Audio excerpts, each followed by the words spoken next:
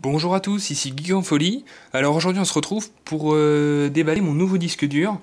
Donc c'est pas vraiment un unboxing classique puisque j'ai déjà déballé pour le tester évidemment. Donc j'ai tout remis dans sa boîte et on va déballer tout ça ensemble. Donc on voit que c'est un Seagate Expansion, donc 2 Teraoctets en 3.0. Donc c'est la nouvelle génération de port USB, enfin, qui est déjà sortie depuis un petit moment, qui permet de télécharger des données jusqu'à 600 mégabits seconde, ce qui est plutôt pas mal. Donc on voit ici la boîte du disque dur. Donc sur le côté, on nous dit qu'il est bien compatible avec Windows 7, Windows XP, Windows Vista, USB 2.0, rétrocompatible 2.0.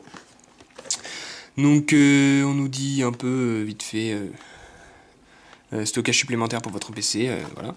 Et puis on a le design de ce côté-ci.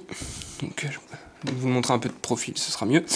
Donc on voit ici la largeur du disque dur, 36 mm. Et donc voilà. Donc j'ai déjà ouvert la boîte, mais j'ai tout remis dedans, donc on va ouvrir la boîte ensemble. Alors, donc ça se présente comme ça, vous avez un petit boîtier en carton, comme ça, avec dedans les accessoires du disque dur. Donc ça s'ouvre comme ceci. Et dedans, on a donc, normalement c'est bien emballé, on a le câble USB. Donc comme vous le voyez, il est bleu, ce qui prouve que c'est bien un USB 3.0. Voilà, donc si vous utilisez qu'un USB 2.0, ça marchera quand même, mais c'est moins pratique. Vous avez le petit chargeur, voilà, classique, 12 volts. Voilà. On a un adaptateur secteur pour la Grande-Bretagne, donc pas très utile. Et on a un adaptateur secteur pour la France, plutôt pratique. Donc, bon, la petite boîte en carton, on va la mettre ici. Et je vais vous montrer comment ça se branche. Donc c'est tout bête. Vous devez juste clipser ceci. Vous voyez, on clipse ici, on descend, on appuie, c'est fixé, on peut le brancher. Donc voilà. Et puis, le meilleur pour la fin. Donc on a les petites notices ici, vous voyez. Enfin, notice. On nous dit qu'il est garanti 2 ans, donc ce qui est plutôt pas mal pour un disque dur.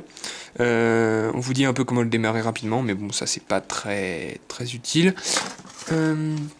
Et puis on a la garantie en plusieurs langues. Et ce qui nous intéresse le plus, c'est le disque dur qui est juste ici.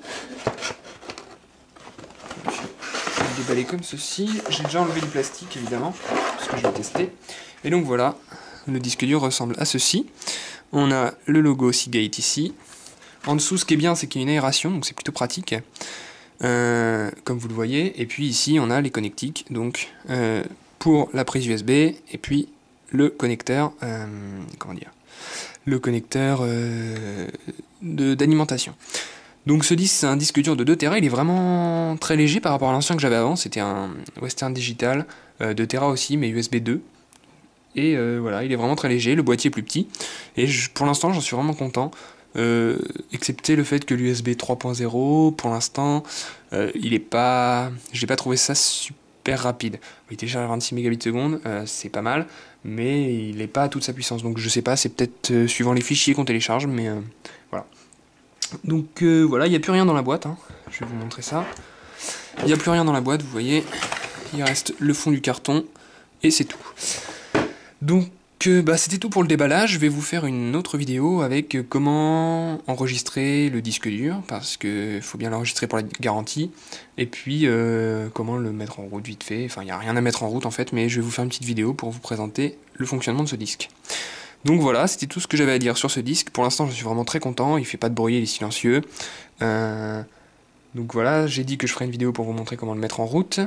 Et puis, pour tous les disques durs, n'oubliez pas de l'enlever en toute sécurité avec Windows. J'ai pas fait ça sur mon ancien disque et je pense que c'est ça qui a fait qu'il a planté. Donc voilà, donc si vous voulez pas perdre toutes vos données comme moi, bah enlevez-le en toute sécurité et évitez de l'exposer au choc et aux vibrations. Donc voilà, merci de m'avoir regardé. Vous pouvez me dire ce que vous en pensez de cette vidéo dans les commentaires, me dire aussi si vous avez ce même disque, ce que vous en pensez, vos impressions. Et puis on se retrouve bientôt pour une prochaine vidéo. Salut!